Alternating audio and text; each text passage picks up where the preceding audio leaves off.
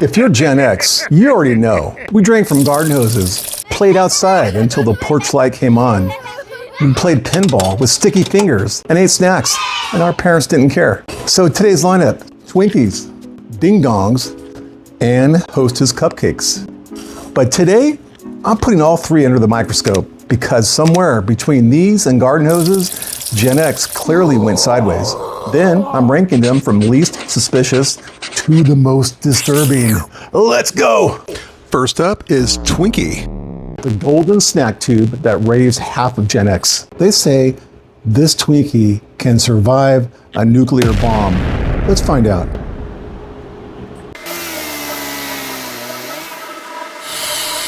And there we go. See how that springs back like a memory foam on your mattress? We're gonna find out what this is. And I'm going to put this under the scope as well. Come on, you guys. I'm a Gen X.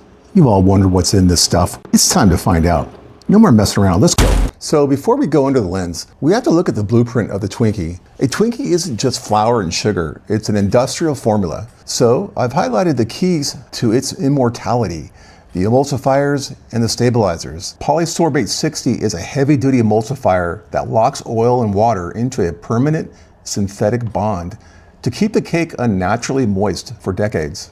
And sodium stearoyl lactylate. It's a high-performance dough conditioner that creates a memory foam structure, allowing the cake to be compressed and spring back indefinitely without crumbling. We're at 40 times mag, and it looks gross. It's black, it's white, not much detail with the color, but this is what it looks like. We've all seen this filling, right? So this is the icing inside. We've seen this 1,000 times, but you've never seen it like this. We're dropping right into the center of the sample, and honestly, it's a bit of a shock. If you're looking for those little irregular air bubbles you'll find in real whipped cream, you're not going to find it here. At 40 times, it looks more like a solid pressurized wall. You guys see that shimmer on the screen? That's the oil and the corn syrup shards. Everything has been forced into such a tight, uniform bond. It's not fluffy because it's light. It's fluffy because it's been chemically stabilized to stay exactly like this for years and years. Let's bump this up to 100 times. Okay, so now we're pushing this into 100 times. And this is where the illusion of food really starts to fall apart. And I don't really call it food, but we all know what it is. You can see how dense the matrix actually really is.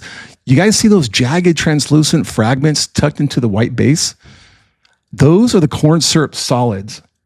They're suspended in that chemical web, locked in place, so they can't dissolve or break down. It's less like a dessert and more like a high-density industrial foam, the stuff you buy at Home Depot. So let's go deeper into 400 times. So right now we're deep inside the chemical matrix. We're at 400 times right now, you guys, and we've officially left the world of baking behind. Look at those glassy fibers-like strands. Those are the molecular web created by the stabilizers that we talked about earlier. Those tiny, perfect spheres you see are the emulsifiers holding the oil in a permanent grip. It's an incredibly organized synthetic landscape that nature simply couldn't produce. This is exactly what immortality looks like under the lens of 400 times. So I'm going to add some immersion oil, and we're taking you deeper into 1,000 times. So here we go. Yes, here we are, 1,000 times. The cream has officially vanished, and you're looking at a microscopic battlefield. Those massive jagged crystals are the high fructose corn syrup shards, and they've literally trapped in a cage of synthetic oils. This isn't food anymore, you guys. It's a high-tech suspension.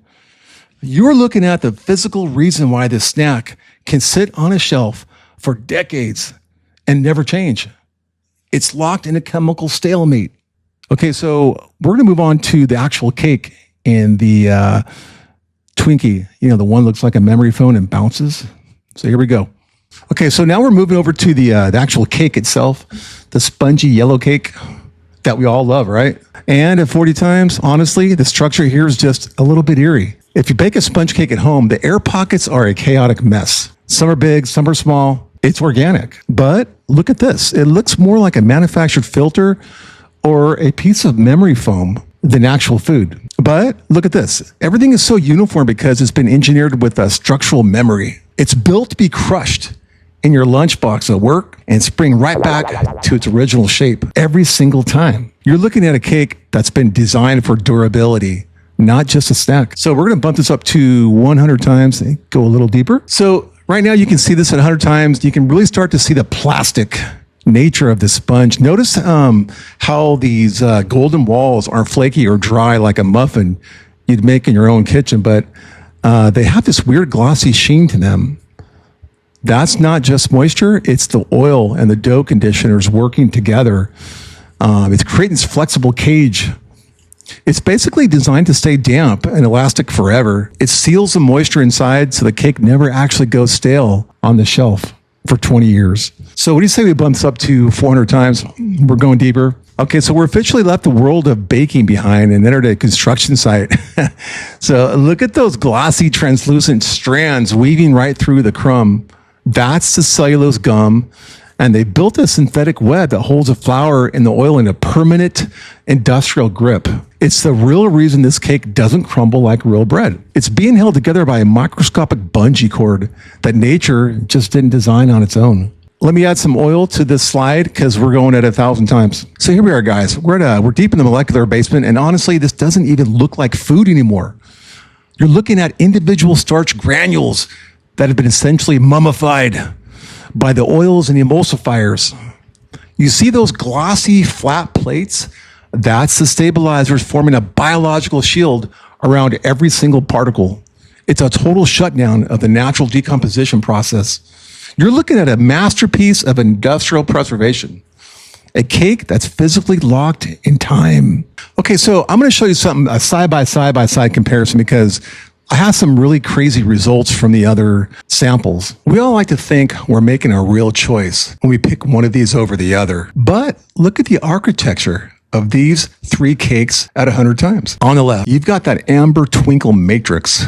And on the right, the ding-dong looks like a cold lunar landscape.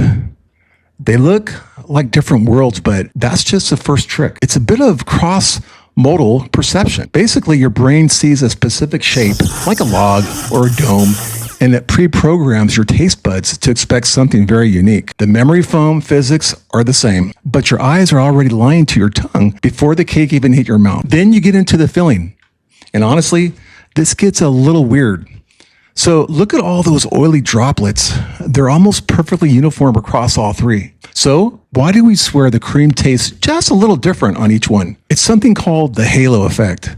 Your mind takes your feelings about the brand, you know, the gold wrapper or the chocolate coating, and it radiates that memory into the filling. So you're essentially hallucinating a flavor profile that isn't actually there. You aren't tasting a secret recipe, you're tasting the cognitive bias. So under the lens, the variety just vanishes. It's all in the same cold uniform formula, you guys. Listen, if you're tired of the marketing and ready for the reality, hit subscribe. Let's keep looking for the truth together.